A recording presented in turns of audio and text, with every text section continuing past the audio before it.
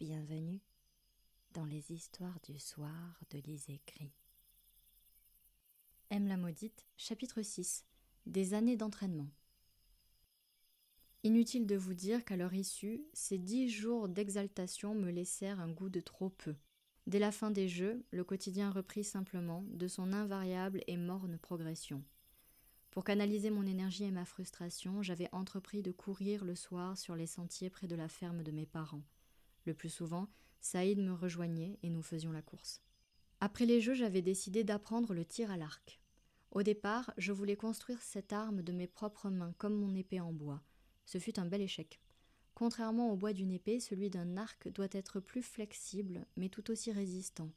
J'avais bien essayé avec une branche plus fine du grand chêne, puis avec des arbustes trouvés dans les marécages près de chez nous, mais ça n'avait rien donné. Un jour, mon père surprit mon entraînement clandestin. Il en parla évidemment à ma mère et tous deux me tombèrent dessus avec leurs inquiétudes. « Si tu te blesses, comment on fera au champ ? C'est pour ça que tu es tout le temps fatiguée. Après tu es maladroite et tu t'étonnes de casser des choses. Tu te disperses trop. Il y a trop de travail à faire pour que tu perdes ton temps comme ça. Et hors de question qu'on te court après quand on a besoin de toi. » Le ton monta et j'avais fini par me réfugier dans ma chambre, ne voulant pas me mettre à pleurer devant elle. Ce soir-là, je m'étais endormie sans manger, triste et épuisée, les paupières lourdes de larmes. Le lendemain, je n'avais quitté ma chambre que tard dans la matinée, les yeux encore gonflés d'avoir trop pleuré. En arrivant dans la cuisine, j'avais trouvé, à ma grande surprise, un petit arc en bois, modeste mais fonctionnel, accompagné d'une note de ma mère. « Rejoins-nous dehors. » Je m'étais alors précipitée à l'extérieur. Mes parents et mes frères étaient dans la grange, tous affairés à empiler les bottes de foin le long des murs en bois. Un carquois barrait le dos de mon père, mais je n'y avais pas prêté attention tout de suite. « Où est-ce que vous avez trouvé ça ?» demandai-je à mes parents en tendant l'arc que j'avais pris avec moi. « Tiens !» En retour, ma mère me tendit un bout de bois rectangulaire sur lequel un rond rouge avait été dessiné. « Va le suspendre sur le mur du fond. » Je m'étais exécutée, en silence, curieuse de voir ce que mes parents tramaient. Une fois le morceau de bois accroché à un clou oublié d'une des planches en bois du mur, je m'étais retournée pour voir mon père attraper un arc immense comme j'en avais uniquement vu pendant les jeux, posé contre l'un des poteaux en bois de la grange.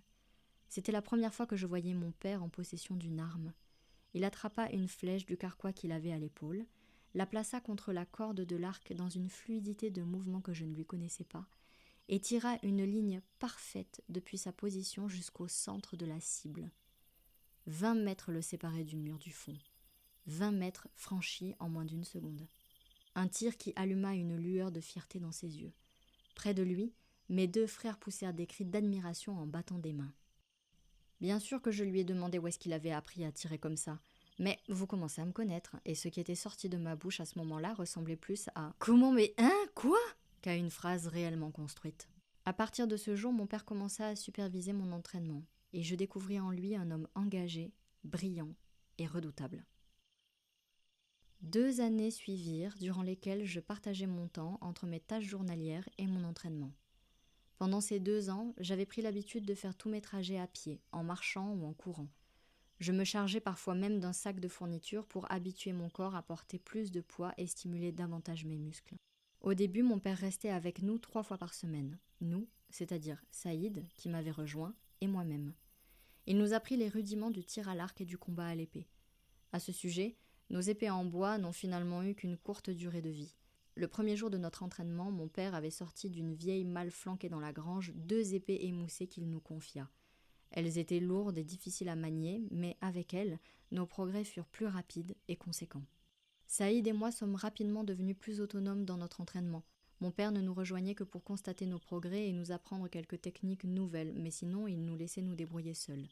Au fil des mois, Saïd se révéla être un adversaire terrible au combat à l'épée. En grandissant, son corps prit naturellement plus de muscles que le mien. Il lui était ainsi plus aisé de manier des armes lourdes. Pour ma part, j'étais devenue redoutable au tir à l'arc. C'était une discipline que j'aimais beaucoup car elle demandait précision et agilité. À force d'entraînement, je finis par toucher ma cible quasiment à chaque tir. Mon corps aussi changea durant ces 2 années, beaucoup. Déjà, je grandis. Ma silhouette s'allongea. Elle devint plus tonique grâce au rythme que je m'imposais. Puis, un jour, je me mis à saigner. C'était arrivé pendant que nous travaillions au champ. J'avais été prise de vertige et de violentes douleurs au bas-ventre. Saïd avait rassemblé seul les fagots d'herbes sèches que nous devions ramener chez nos parents. En me rejoignant près du vieux chêne, il m'avait fait remarquer une tache brunâtre au niveau de mon entrejambe. L'odeur féreuse qui s'en dégageait me confirma qu'il s'agissait de sang. Ce soir-là, il me raccompagna chez moi, chargé de ses fagots et des miens. « C'est tout à fait normal », nous avait expliqué ma mère à notre arrivée. « Tu es en âge maintenant de pouvoir enfanter, c'est un processus naturel. »« Mais je veux pas d'enfant !» Ma phrase était sortie toute seule. J'avais la voix étranglée par l'angoisse que je ressentais à l'idée de vivre la même chose que la duchesse Ingrid. Vous vous souvenez ? Ça n'a rien à voir, chérie, m'avait répondu ma mère. Que tu en veuilles ou non, ton corps est prédisposé à ça. Ce que tu décides d'en faire, par contre, ça te regarde.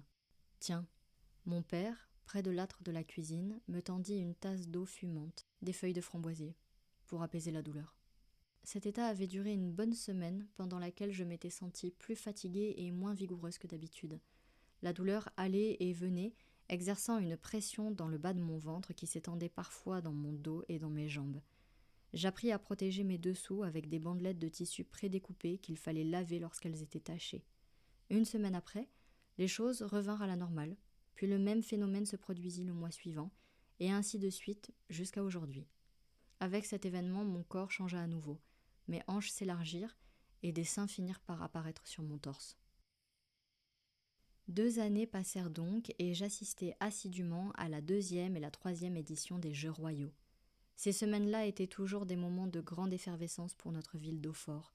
D'une fois sur l'autre, les candidats et candidates se surpassaient davantage, offrant toujours plus de sensations aux spectatrices. Nour, de la région du Sud, se présenta comme concurrente les 3 années de suite. Elle était à chaque fois encore plus terrifiante que l'année précédente. Avec ses longs cheveux plaqués en une tresse sur son crâne, son corps puissant et ses gestes fluides, elle semblait fendre l'air au moindre coup. La regarder combattre était pour moi le spectacle le plus beau et le plus impressionnant de toute la compétition.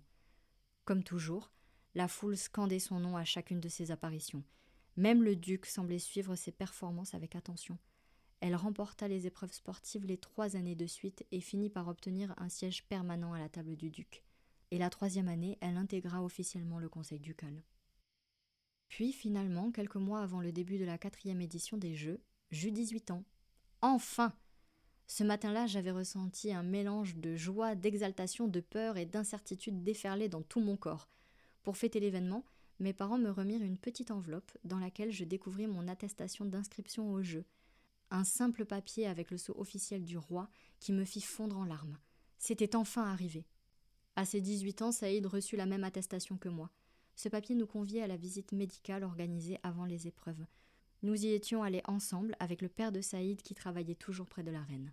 Sur la route, j'avais tout fait pour paraître sûre de moi en tâchant d'ignorer la boule que j'avais au fond du ventre. Comme les années précédentes, de nombreuses tentes avaient été dressées sur le sable de la place des Jeux.